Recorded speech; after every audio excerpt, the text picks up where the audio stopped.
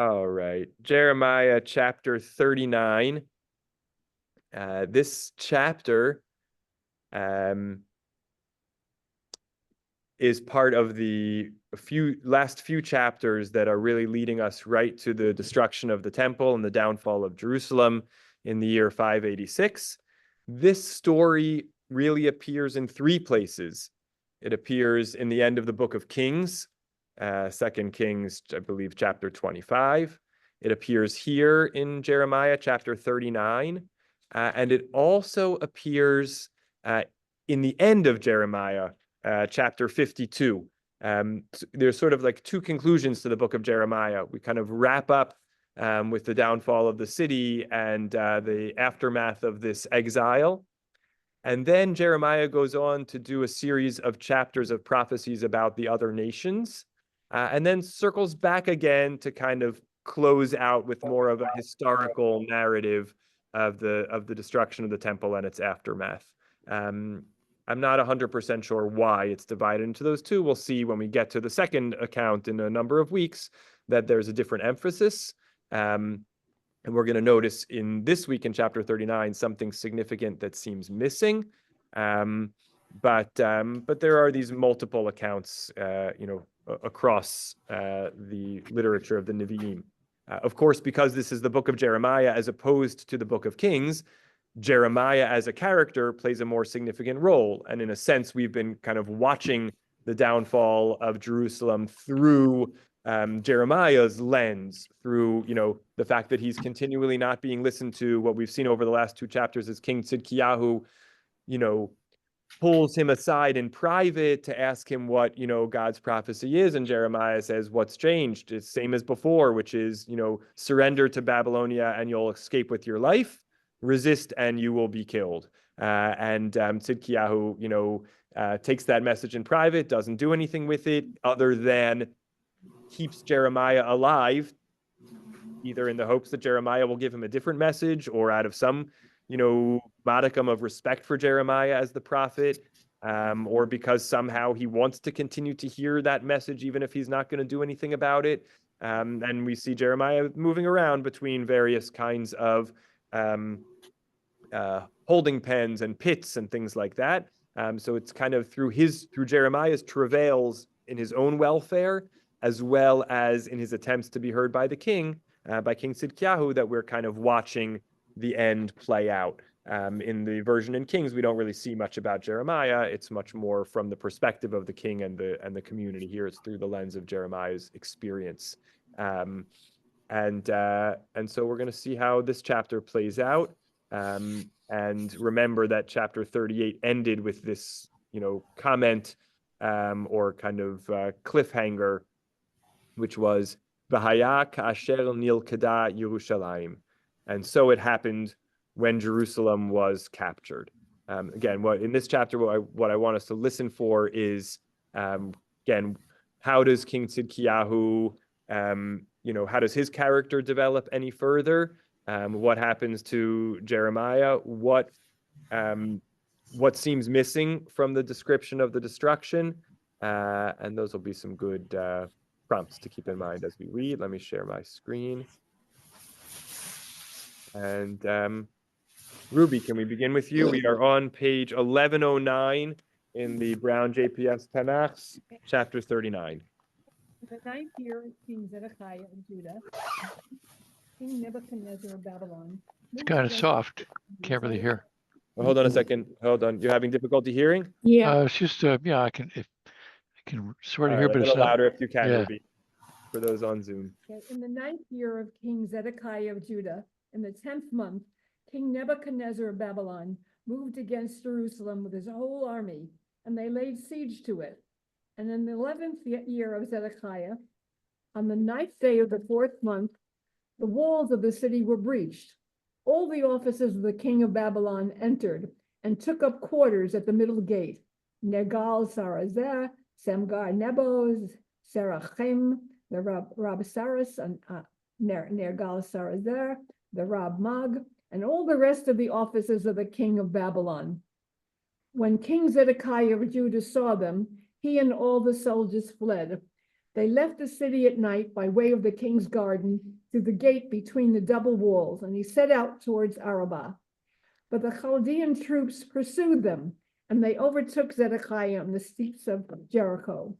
They captured him and brought him before King Nebuchadnezzar of Babylon at Riblah in the region of Hamath, and he put him on trial. The king of Babylon has Zedekiah's children slaughtered at Riblah before his eyes. The king of Babylon had all the nobles of Judah slaughtered. Then the eyes of Zedekiah were put out, and he was chained in bronze fetters that he might be brought to Babylon. Okay, good. Good pausing place. Yeah. And Graham, do you want to pick up for us? Okay, Verse 8, the Chaldeans. right.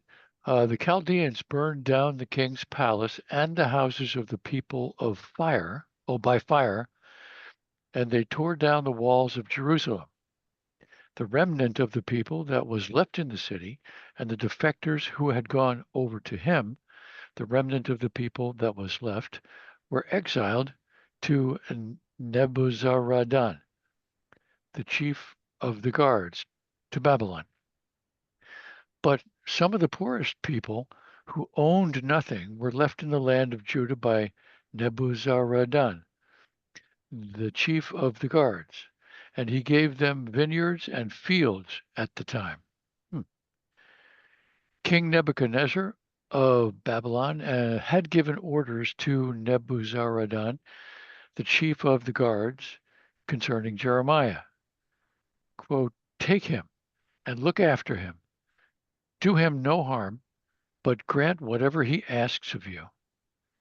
So Nebuzaradan, the chief of the guards, and Nebuchadnezzar, the Rabsaris, and Nergal-Sarezer, the Rabmag, and all the commanders of the king of Babylon had Jeremiah brought from the prison compound. They committed him to the care of Gedaliah, son of Ahikam, son of Shaphan, that he might be left at liberty in a house. So he dwelt among the people. The word of the Lord had come to Jeremiah while he was still confined in the prison compound. "Go and say to Ebed-Melech, the Cushite, thus said the Lord of hosts, the God of Israel, I am going to fulfill my words concerning this city, for disaster, not for good, and they shall come true on that day in your presence. But I will save you on that day, declares the Lord. You shall not be delivered into the hands of the men you dread. I will rescue you, and you shall not fall by the sword. You shall escape with your life, because you trusted me, declares the Lord." Great. Okay. So we have really kind of three sections to this chapter. The first is the downfall of Tzidkiyahu and the city. The second is kind of Jeremiah and what happens to Jeremiah. And the third is this prophecy message to Jeremiah about Ebed-Melech, the Cushite.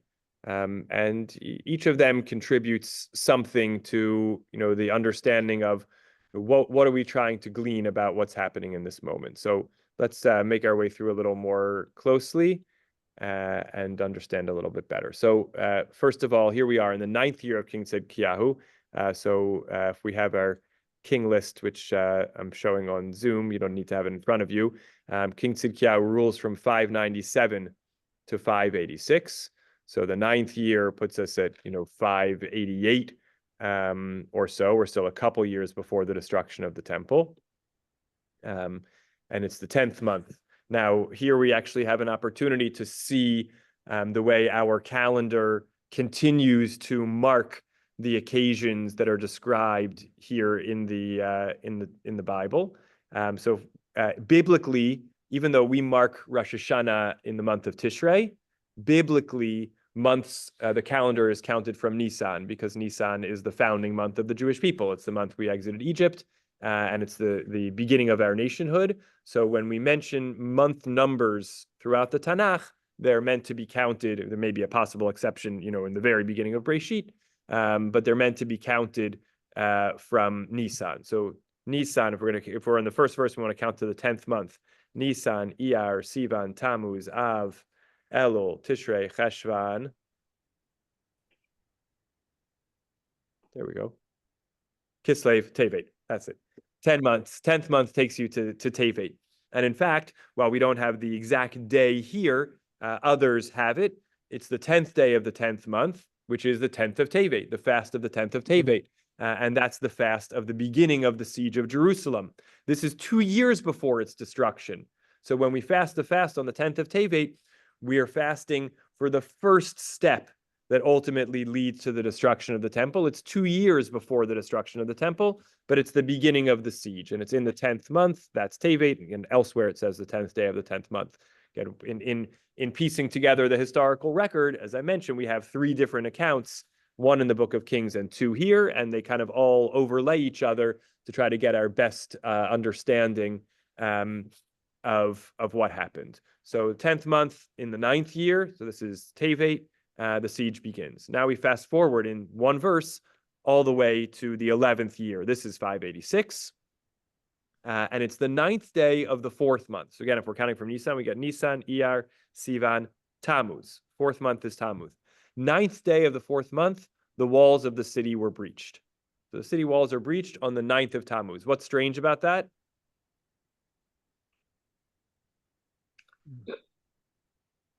Anybody? What's strange about the Tanach here recounting that the city walls were breached on the 9th day of Tammuz? What do we commemorate in Tammuz? I thought it was Tisha B'Av, the 9th day. Well, the 9th of Av is the actual destruction. This is the breaching of the city walls. But when do we? What's the fast day in Tammuz that we commemorate? Anybody know which day of Tammuz? 17th of Tammuz. The 17th of Tammuz is a fast which is referred to in the Mishnah. The Mishnah says that 5 bad things befell the Jewish people on the 17th of Tammuz. It mentions that that's the day that Moshe shattered the 10 commandments, the 2 tablets. It's a day on which various, the daily offerings ceased in the temple. A Torah scroll was burned. An idol was placed in the temple, and it says Hov Ka'ah Ha'ir. The city walls were breached on the 17th of Tammuz. Now, how could it be that the city walls were breached on the 17th of Tammuz if right here in Jeremiah 39, it says that on the 9th day, the 9th of the 4th month of Tammuz, the city walls were breached? So this is a real question which the Talmud debates. And in Tractate Ta'anit, we have this passage. It says, the Mishnah, hold on a second. That doesn't make sense. Yeah. So the Gemara, the Talmud is puzzled by the same thing. It says, you have a Mishnah which teaches that on the 17th of Tammuz, the city walls were breached. The Gemara says, but doesn't it say right there in Jeremiah that it was in the 4th month on the 9th day of the month? Then the breach that the city walls were breached, it quotes from Jeremiah 52, but it could just as well have quoted from Jeremiah 39, where it says the same thing. The Gemara says this, Amar Rava, Rava said, Lo kashya, this is not a difficulty. Kan barishona, kan bashniya. Our text is talking about the first temple. It was the 9th of Tammuz that the city walls were breached in the destruction of the first temple. It was the 17th of Tammuz that the city walls were breached in the destruction of the second temple. And our fast day of the 17th of Tammuz that we observe today is based on the second temple, not the first temple. It's a totally possible description. We don't have an account of the destruction of the second temple in the Bible. The Bible was closed long before that. We don't really have any way of knowing for sure if that date is verifiable or not from our own textual tradition. So the rabbis kind of have this kind of clever answer where they say, oh, well, this is only talking about the first temple. Now, the Talmud Yerushalmi, hold on a second, Estelle. Talmud Yerushalmi gives a fascinating alternate answer. Talmud Yerushalmi says, it says in Jeremiah that the city walls were breached on the 9th of the month. and yet you in the Mishnah tell me that we observe a fast for the city walls being breached on the 17th of the month. Rav Tanchum bar Chanilai, this is an Israeli Amora from the time of the Talmud, says, Kilkul cheshbonot yeshkan. There was a mess up of calculations here. Mashal Melech, a parable about a king. Shaya Yoshevu mechashev cheshbonot. He was doing his, he was balancing his checkbook. He was, counting up, doing his bank accounts. Ba'u va'amrulo nishba bincha. And someone came in and told him, your son has been taken captive. V'nit kalkalu cheshbonotav. And he got his math all confused. He was totally bowled over by this terrible news, and he messed up his calculations. Amar ya'aseh zeh rosh lacheshbonot. And he said, let this be kind of the beginning of the calculation. So in other words, the parable is that somehow a destructive act leads to the kind of discombobulation and disorientation that makes us get things wrong. And actually, the preservation of the wrong information is part of what helps us remember the horror. So in other words, and it's not even totally clear whether the comment there is the Bible got it wrong. It really was the 17th, but the Bible wrote the 9th because it was so discombobulated. Or what I think is more likely is the text faithfully recounts that the breach of the city walls happened on the 9th. But in attempting to record it and establish a sad fast day about it, people were so kind of distraught that they got all confused and they recorded the wrong day. And it's actually in observing the wrong day that we both commemorate the breach of the city walls and acknowledge how disorienting and destabilizing it was that we couldn't even get the date right. It's like, I don't even know what day it is.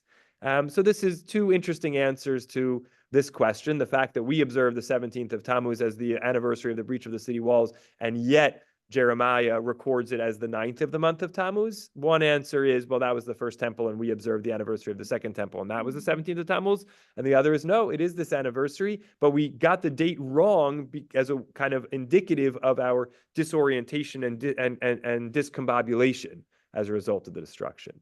Yeah, Estelle? I have a question.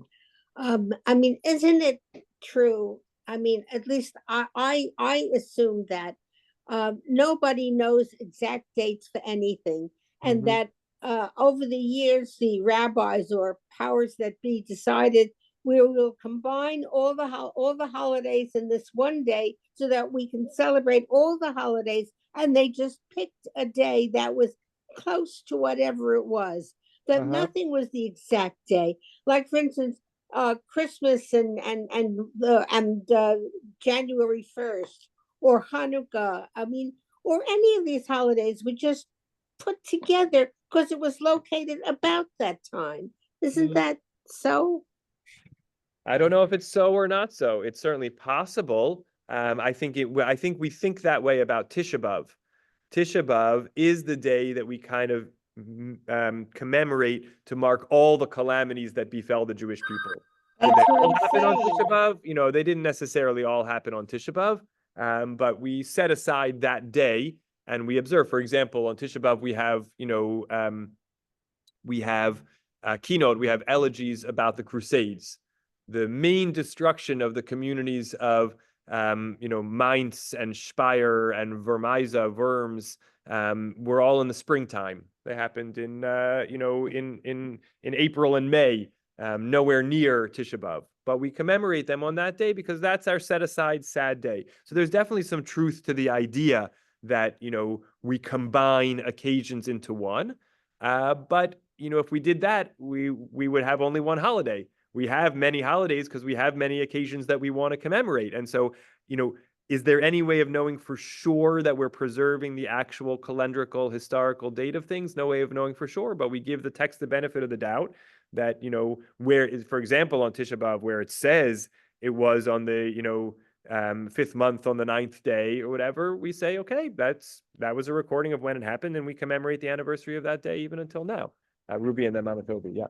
If we had many days of commemoration, we might after a while become I don't know when he's really bored, but okay, here's another one, but by combining it and making it more significant, maybe it's stronger. Yes. That's all. Yes. Yes. I think that is true. And we also do have an idea that's interesting. There's a difference between national observances and local observances. There are communities that observe something that's called a Purim Katan, like a miniature Purim in various communities where, let's say, they were attacked and they were able to defend themselves, over the years of, the centuries of difficulty for Jews in Eastern Europe, for example.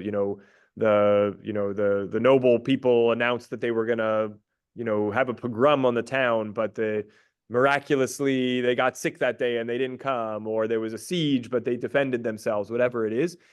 Times of deliverance, individual communities marked the anniversary of those days as a kind of a Purim Katan, a miniature Purim, a day where their fate seemed to have been sealed for destruction, but they were delivered. And those are not days that we celebrate nationally because we didn't actually experience those salvations. So it's worth noting that we do, certainly combine some events into individual days, because to have a commemoration, like nowadays, the calendar has everything is the day. It's a National Ice Cream Day, and it's National Popcorn Day, and it's National Babysitters Day, and it's National, Great Uncle Day, whatever it is, right? Every day you can find something on every day. So no one observes most of those days because it's just you can't do something every day.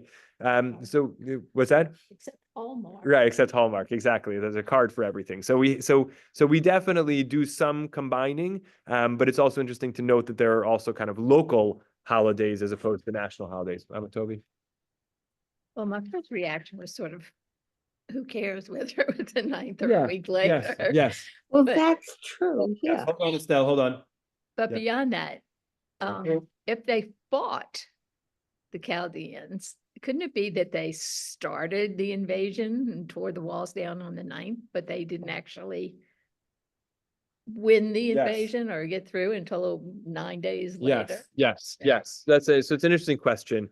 I think it's true because we lost, we mark the day of destruction, which is Tisha B'Av, which was 3 weeks later. And the 17th of Tammuz seems to be the day just specifically of the breach of the city walls, because that was its own kind of calamity, the fall of our defense, and the idea, especially when we think about Jerusalem as a holy city. There were previous historical moments where people came up to the city walls, but they weren't able to breach them. So there's a kind of a destruction of its own, of the simple fact of the breach of the city walls. But maybe, the breach somehow took that number of days, or until it was kind of complete and the city was infiltrated, took that number of days, even though that was before the final destruction. So yeah, but both of those are good points. One, that it might actually have been a multi-day process, which had a beginning and an end. And yes, of course, also in the end of the day, the date isn't of utmost importance, but still we want to, do our bookkeeping and get it right if we can. Yes. Okay. Let's go on a little further in the text itself. So that was just verse 2. So that was the 11th year on the 9th day of the 4th month, the 4th of Tammuz. Again, as the 9th of Tammuz, rather, the city walls were breached. Hovka Ahayir. And then the officers enter. They kind of occupy literally this area. It's unclear exactly what the middle gate is. Was that a gate on the Temple Mount? Was that a gate inside the temple compound? Was it a gate of the city? But they, seem to set up shop there. Fascinating about Babylonian names. Past Bite member Professor Shalom Holtz has an article on the 929 website where he argues that the JPS translation here of the names is not totally accurate, where it says Nergal Sarezer, Samgar Nevo, Sarsechim the Rab Saris. It makes it seem like those are 3 different people. And he points out that there is a Babylonian tablet from around that time that has the name of someone like Nevu Sarakim or something like that. And he says, based on that the middle of those 3 names, Samgar Nevo, actually is not a name. Break it in half. Nevo goes with Sarsechim. It's actually Nevo Sarsechim, the Rav Saris. And Samgar is some kind of role or task or name that goes along with Nergal Sarezer. So it's actually Nergal Sarezer the Samgar, Nevo Sarsachim, the Rav Saris, and Nergal Saretzer, the Rav Mag. So just it's, it may feel trivial, but it's interesting to note that like we don't actually know exactly how to divide up these names. They're Babylonian names and jobs. And, there are actually differing points of view about exactly how do you, break up the text and understand what these names actually are. In any event, it gives a sense of the kind of just the confusion of the, entry of this foreign presence. And now Tzidkiyahu sees that the soldiers have entered, and now he flees. Now, actually, this is a very significant thing because down to this very last moment, it seems possible that he might have surrendered, right? That he could have yet still heeded Jeremiah's word and said, I don't want to fight, I submit to you.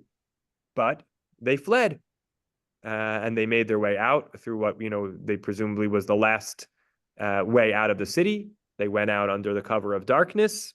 Classic Tzidkiyahu move, all along. He's been kind of, furtive and concealed. And obviously this is for safety, but it's sort of, maybe it's almost like the midah keneged midah, the quid pro quo. He wouldn't meet Jeremiah in public. When he was encountering God, it always had to be secretive. So now here he is being forced to attempt to secretly flee the city. And the Chaldeans. Pro is that his eyes were out and he wouldn't see what Jeremiah had been telling him. Yes. So we're about to see Mama Toby commenting also on the quid pro quo of his eyes being blinded, which we'll come to in a moment. So the Chaldeans pursue and overtake them, Ba'arvot Yerecho, on the steps of Jericho. This is kind of striking. This is basically, going all the way back to the end of the Torah, the end of Dvarim. This is where Moshe has his final speeches with Bnei Israel before they cross over into the land.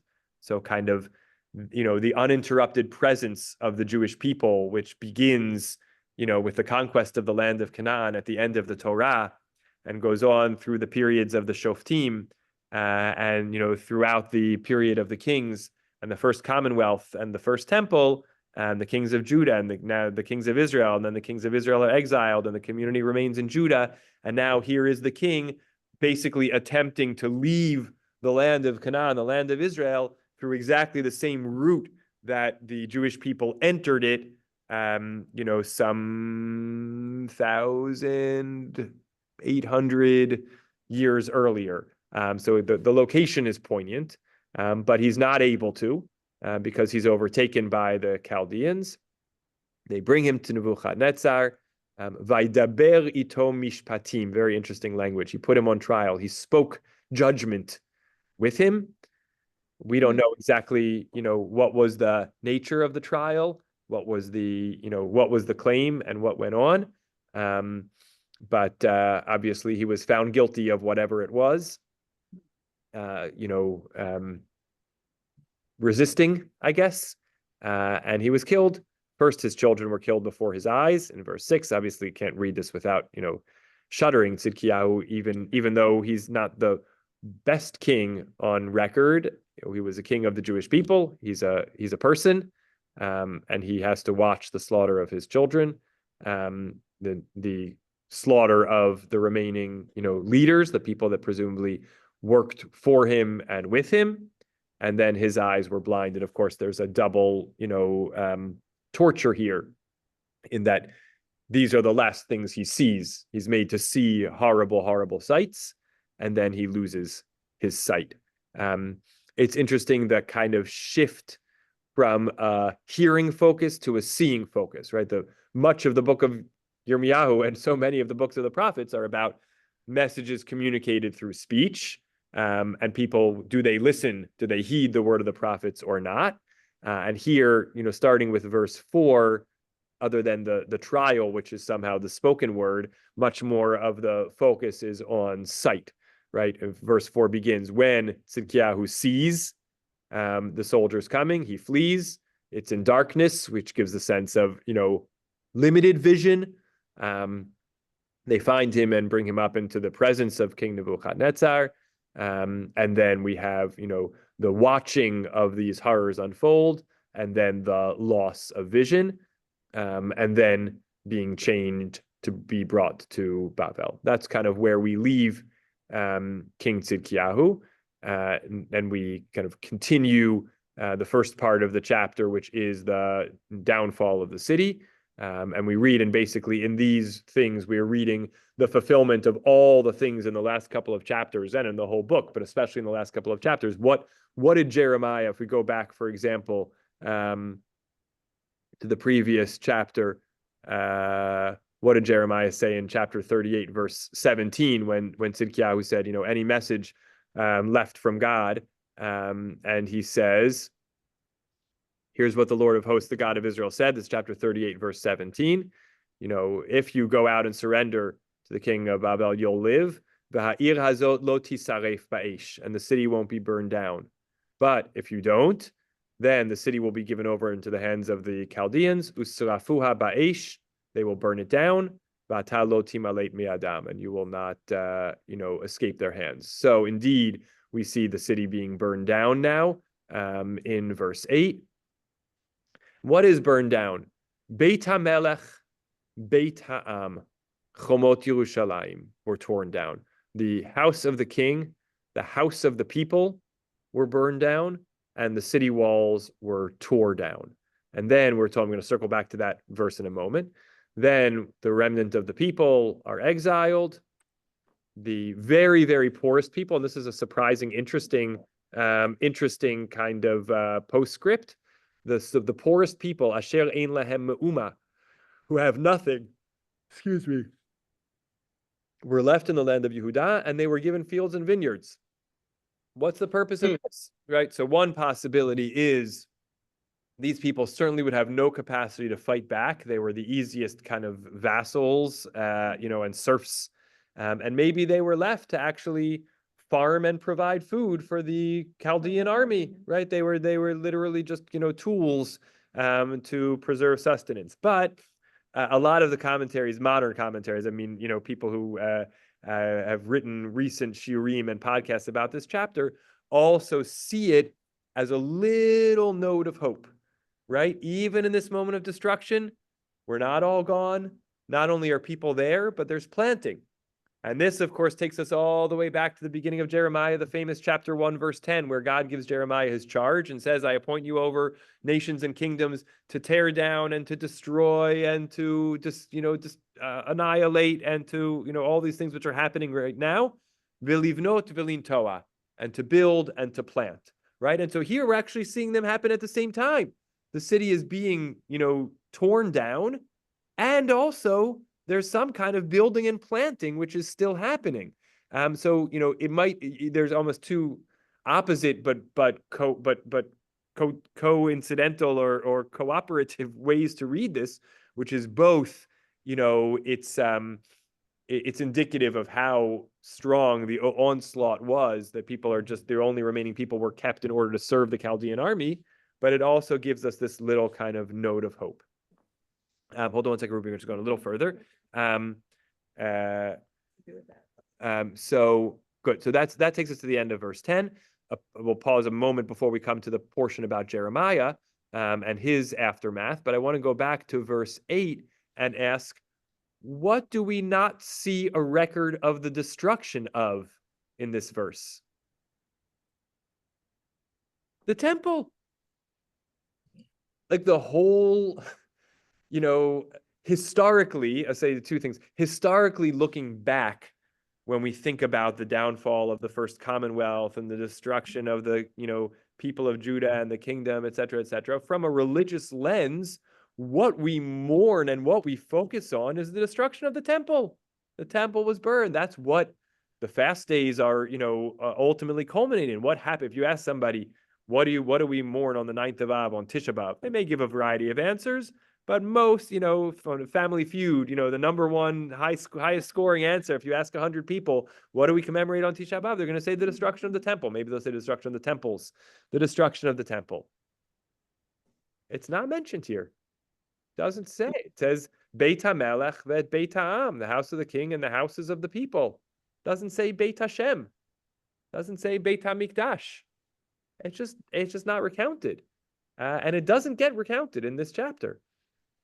It's a really interesting question, I think. And some of the commentaries suggest that it's reflective of Jeremiah's message all along. We read this many, many chapters ago, that he criticizes the people who say, Heichal Hashem, Heichal Hashem, Heichal Hashem, Hema.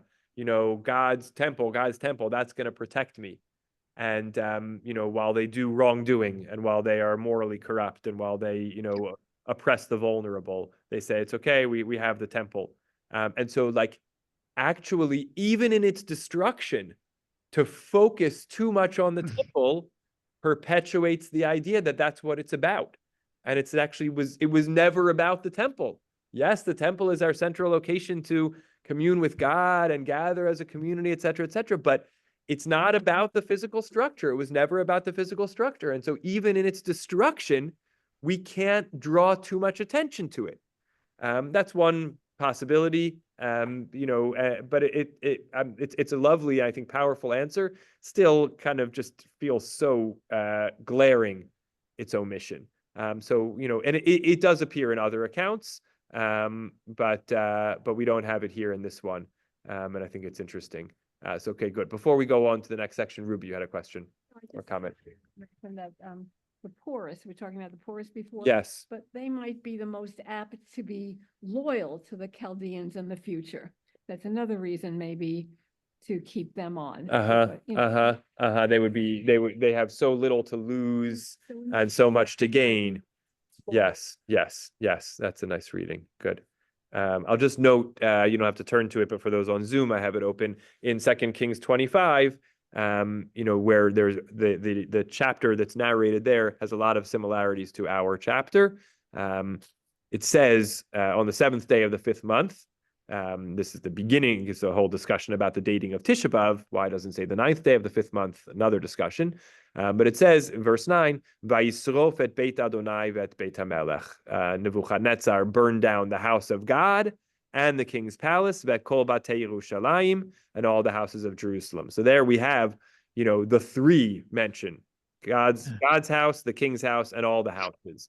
And that's by contrast to here in verse 8, where we only have the king's house and all the people's houses. So the omission is heightened by the fact that in 2 Kings, where the account of the downfall of Jerusalem and Judea appears, it mentions the same two, but also has the house of God. And there it goes on many verses talking about the carrying off of the vessels and what happened to the precious metals that were used, et cetera, et cetera. Here we have no mention of it. Okay, what happens to Jeremiah? So we're on to verse 11. King Nebuchadnezzar gave orders to Nebuzaradan, the chief of the guards, concerning Jeremiah. It says, Kachenu ve'einecha sim alav v'al ta'as lo me'umara. Take him and look after him, and don't do any harm to him, and do whatever he says. Kasher yedaber elecha kein aseh imo. Grant whatever he asks of you. Now, you may recall that in the previous two chapters, we drew some parallels between Jeremiah's experiences and Joseph's experiences in terms of being thrown into a pit, etc. So Joseph, when he's in the pit and he talks to the butler and the baker and he asks them to remember him to Paro, he says, "V'gam po lo asiti me'uma ki samuoti babor." I did nothing here that should cause them to throw me into the pit. The word me'uma, very unusual word, really only a handful of times in the Tanach.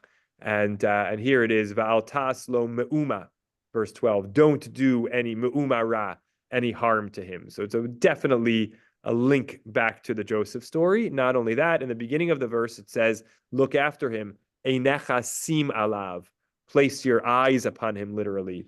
When Yaakov is told that Joseph is alive, he says he wants to go down to Egypt, va'asima eini alav, that I may lay my eyes on him. So we have a lot of literary resonances here that connect Jeremiah and Joseph. What that's about, what we're supposed to take from that, we will leave to think about another time, but just to notice those connections.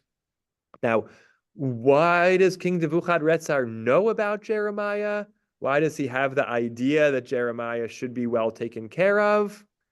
Not totally clear to us here. maybe I want to make a note of for myself to actually try to pick that up next time, because I have some unfinished thoughts about that.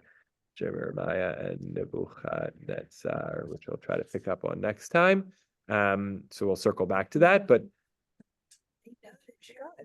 right. Yes. Did they know that he had been suggesting, right? It seems like, right. If they had an inclination that Jeremiah had been saying surrender to the Babylonians, then they would view him as an ally of some sort. That's, I think, the compelling possibility. Question is, do we have any indication that they do know that or not? I didn't get to look into that further, but I have a place I want to check. So I'll try to circle back to that next week. In any event, he gets, witness protection agents program. He gets well protected. And indeed, that's what happens. They, send for Jeremiah. They take him out of the Chatzar HaMatara, or have this great irony where, his own people and his own king were imprisoning him. Here comes the destroyers of the Jewish people, and they're actually giving him respect and, and protection. Vayeshev betoch ha'am, he dwelt amongst the people, an interesting phrase which has its own kind of resonances. Fear of the Jewish. Right, maybe, right. It might have been irrespective of his sense of Jeremiah's political stance. Maybe he was just like, this is a holy man, why mess with him? I should go easy on him. And now just to come to the last part of the chapter, and then we'll open up. I see Lance has a hand up as well. And now we have this sort of last piece. Now Jeremiah, we circle back a moment and say, while Jeremiah was still back in the prison compound before he was released at Nebuchadnezzar's command, God gives him a prophecy. It says, go to Ebed Melech. You may remember from the previous chapter, Ebed Melech was the one who got him out of the pit when he had been thrown in the pit and left to die. Ebed Melech, the Cushite, was the one who got him out. And God says, go tell Ebed Melech, I'm going to destroy this city. The things that I've said are going to come true, but I'm going to save you on that day. You will not be delivered into the hands of the men that you dread. Malet amaletcha, I will rescue you. You will not fall by the sword, and you will escape by your life. Kiva tachta bi ne'um Adonai, because you trusted in me, declares the Lord. Again, we still don't know Ebed Melech. Who exactly is he? He's a Cushite. He may not be an Israelite even. But again, there's this sort of additional note of hope. We have the poor people remaining on the land and the new possibility of repenting. We have the salvation of Jeremiah, and we have the idea that those who continue to trust in God, are saved, and those who are protectors of the person who is the agent of the word of God are potentially saved. That's an important message for God to communicate to Jeremiah at this moment. Lance, and then Graham. Okay. Torturing your enemies was done by the Assyrians. I have no idea whether the Babylonians would do that. I doubt it. Jeremiah's being rescued cannot happen historically. No king would do that historically. Okay. The Chaldeans were astrologers. No rabbi could get an audience with a Roman general. Only God could save Jeremiah. And I think that's the point here. Behind the story, just like in the story of Purim, is God. God is doing this because it doesn't make any sense for this to happen historically, and it just doesn't make sense. Nero never fiddled, and Rome never burned. Thank you. All interesting historical insights and appreciate. Graham, go ahead. Well, just from a humble point of view, I'm thinking, of myself, but I can say, use we don't know God. We don't know Hashem, but God evidently knows us quite well and visits us regularly, especially in dire circumstances or impending doom or when we're under threat. So, we're not that bright. We only know the law that's written in the Torah. It's our only guide. But what you said earlier, it just as an aside, really, was that Moses broke the written law intentionally to make a statement, like something shocking to make a point.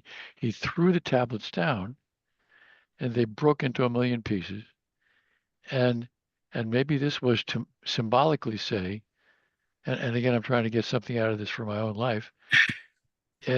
that it's not about what's written on the tablets or on the printed page or inscribed on the printed page. It's about what is written on our hearts. Mhm. So there's a prophet in each one of us, would include me. I mean, would include everyone. We've got this core at our center, and so we should consult this prophet, this heart, the unwritten law, uh, and after all doing, and this happens, this kind of is natural in a way. If you ever try to buy something or make a decision or figure out whether to get married or not or whatever, it's after doing all the thinking based on the written law, based on, if you can try to buy a car, the Consumer Reports, the way we do it.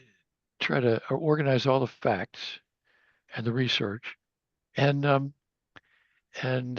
which would be similar to surveying all the written law, the common law, and the spiritual precedent, and but then yeah, so do your homework, and then listen to your heart as the final authority, the prophet at the center of who you are, and in common terms, it's like poker.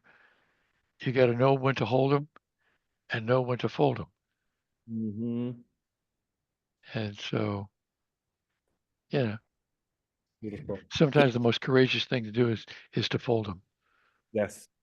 Well, Yes. that's a good point. May I say something? Hold on, we got a little line. We're going to go to Carl and then Estelle, and then I'll circle back to Lance for a last word.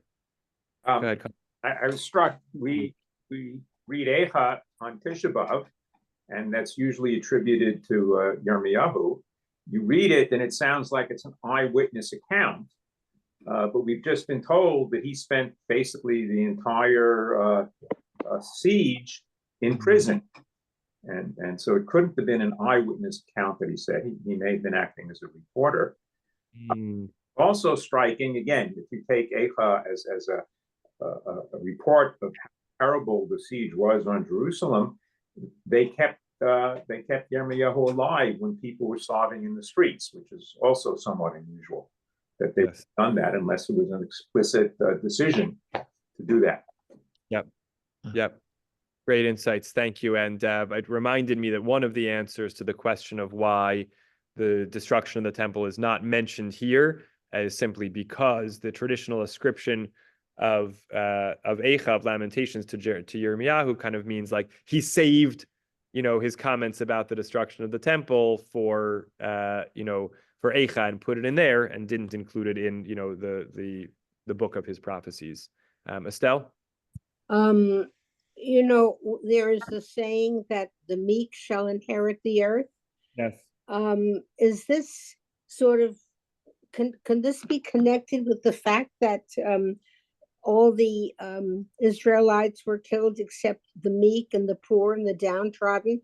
Is that supposed to send a message to the rest of the Israelites that take care of your meek and be kind to the downtrodden? Yeah. I don't know. I found it very strange. Good point, though. To me, Yeah. That's protect interesting. the poor. Protect the poor, but the poor and the downtrodden were not the most educated or the things that lifted up the Israelites to a higher echelon, a higher point of living and progression. There's such a thing as being too smart for your own good. No, Right. I don't mean that. But after all, throughout the generations, Jews have always emphasized the idea of education and higher rising. And here it's saying that only the poor and the downtrodden received the rewards. Right. Okay. Yes. I mean, it's a really interesting question, and I don't think we understand that they kind of inherited the earth. They didn't. It's unclear from the story how much longer they lasted, and they were put to hard work. Not everybody else was killed. Remember, the noble people and the craftspeople, etc. They were exiled in a two-wave exile. The first one that happened 11 years earlier in 597, and then this one that happened in 586. Hard to know which was the better position to be in, to be a remaining poor person, working the land, or to be, exiled aristocracy or craftsperson. So I don't think that there's such a clear take, although it did remind me of one of the I saw that said that in another irony here, the city was, Jerusalem and Judea were destroyed for a variety of reasons, but one of the ones that Jeremiah critiques is that people oppress, the widow and the orphan, etc. And so in some way, that was the cause for the destruction of the city, and God's agents for destruction actually took better care of the poor than the Israelites, the Judeans, did themselves, if you want to read it that way. I'm finding it very strange. I really am. Understood.